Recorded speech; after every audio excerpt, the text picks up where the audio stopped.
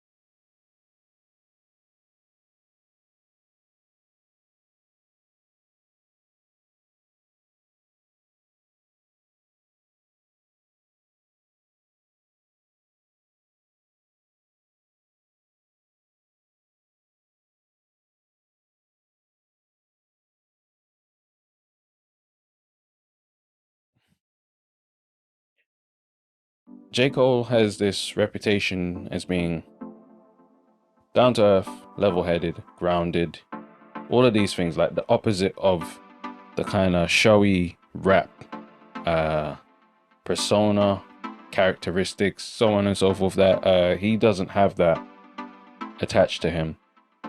But he's shown himself in his latest release, what's it called?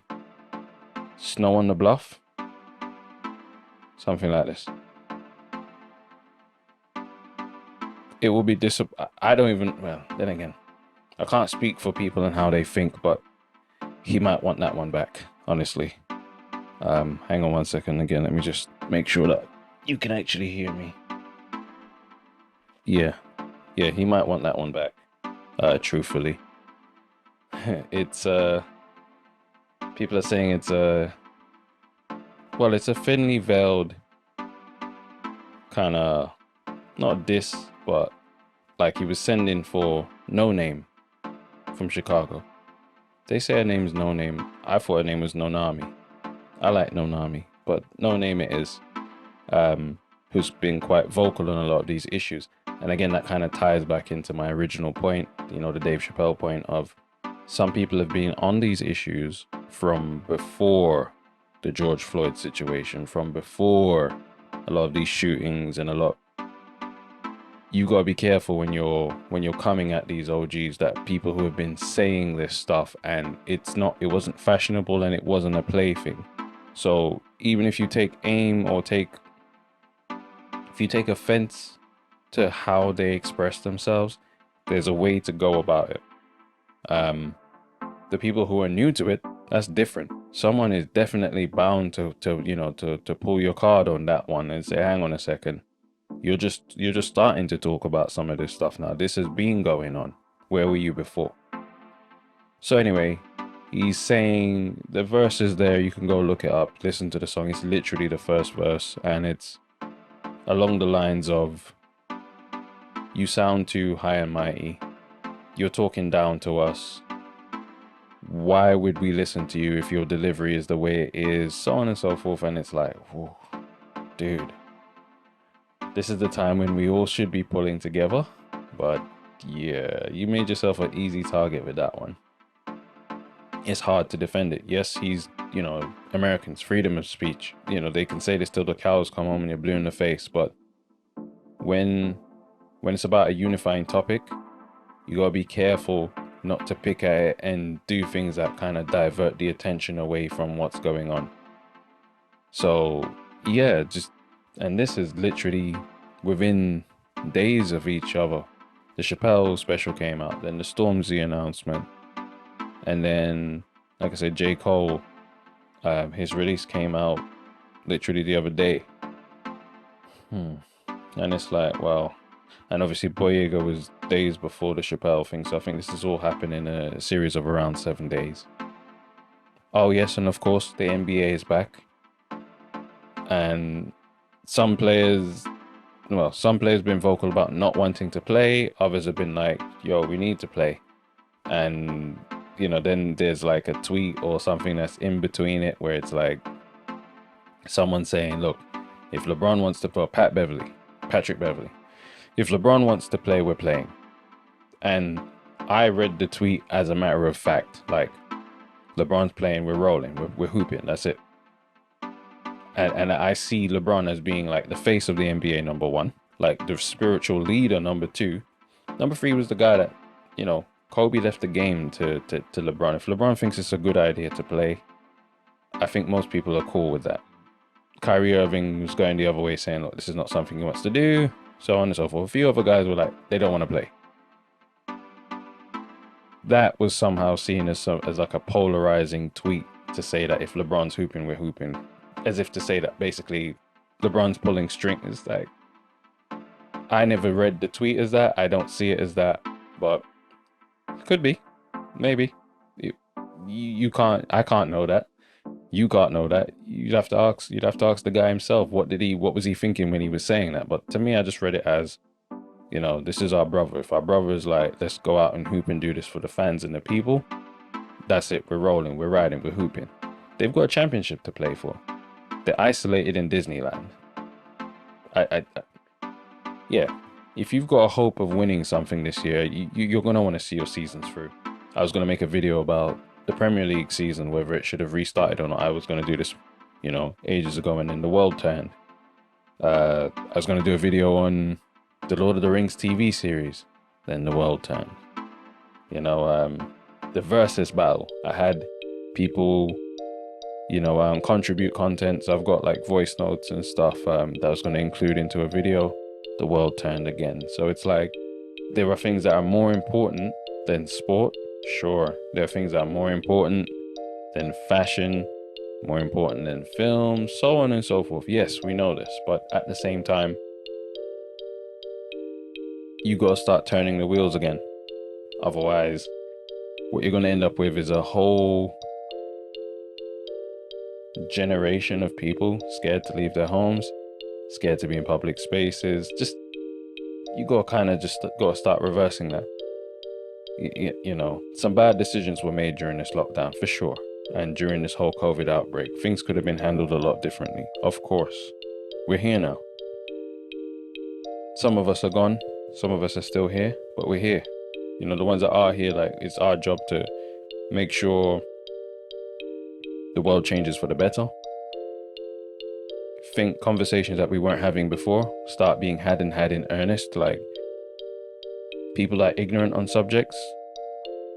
You make an effort to educate yourself before you go out and do something stupid. I think that should be, again, this is something that I've been saying over the years, that, you know, the kind of, you know, the cure for, there is no end. Racism is not likely to end anytime soon.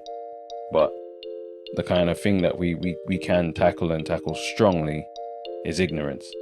You can educate yourselves in a way that doesn't offend people.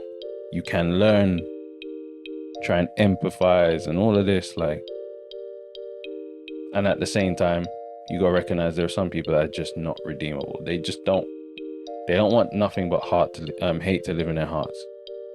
What do you do with them? You can't then put everyone in the same boat. Some things are mistakes, so on and so forth. It's like, I guess as the world, as like, you know, the human race, we got to figure out what is important and tackle those things. And everything else that isn't, like the Blackout Tuesday thing was great, but even that, I wouldn't say that went off without a hitch. It was chaotic. People using the Black Lives Matter hashtag for their black squares, and then the information was being, you know, buried under. So yeah, maybe we've learned some lessons from this about how to be organized. And then I hear there's an event in the UK where money's supposed to circulate in the black community longer. Again, these are the things where it's like, if it comes off and it works, great. If not, you're gonna say, well, you know, it was maybe a bridge too far too soon. I'm just hoping to see some strong change and things move forwards in a meaningful way with pace. Like, you know, like a trajectory that you could see it going up and up and up and things getting better. I don't want companies to feel they're off the hook because they've hired token members of staff or they've dished out certain, they've put people in certain places, or they've made these public statements and it's enough. It's not enough.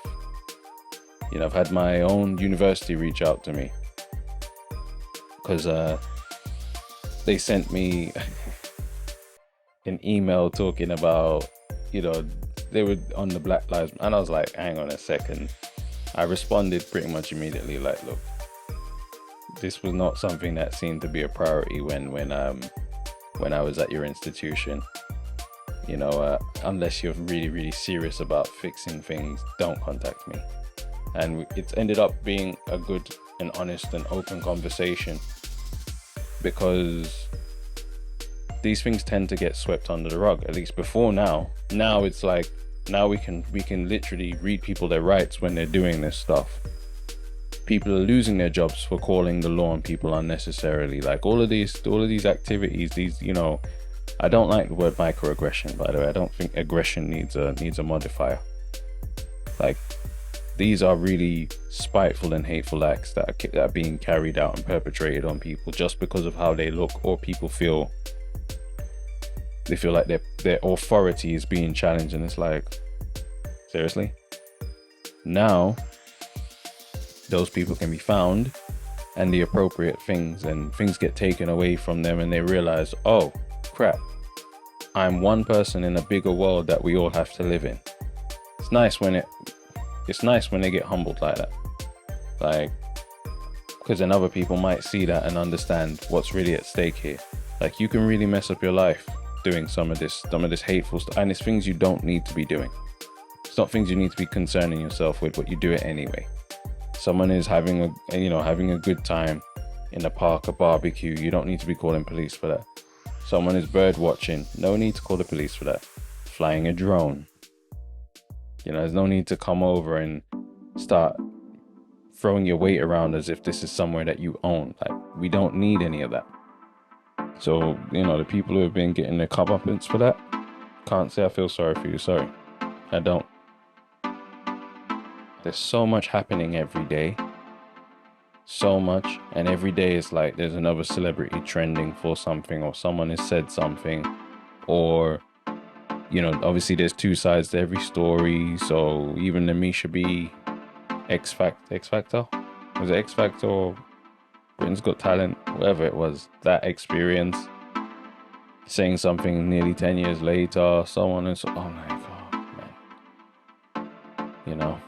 It's unfortunate that a lot of these issues couldn't be spoken about at the time. People didn't feel safe, they didn't feel secure in doing so, or they just couldn't call it what it was. You can't say someone was being racist to you or picking you out on the basis of your skin. It was such a, it was a horrifying thing to address. Then I see nurses talking about the NHS now, and saying the reason why the death rate was disproportionately high amongst the Afro-Caribbean diaspora was racism in the NHS. But I know about racism in the NHS because I used to work there, and I literally walked off the job one day because I won't even get into that story. But and no one stood up. People saw what happened. People knew what happened. No one stood up. No one said anything. This is kind of what. It's not even just Britain. This happens everywhere, right? It's like everywhere where people are being marginalized, and other people just turn a blind eye, just carry on like it didn't happen. And it's a shame.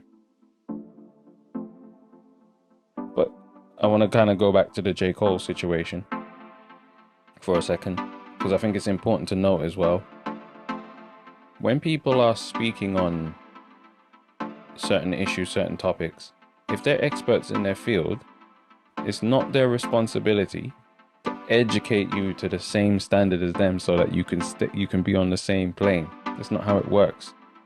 These people put in the time, they do their research.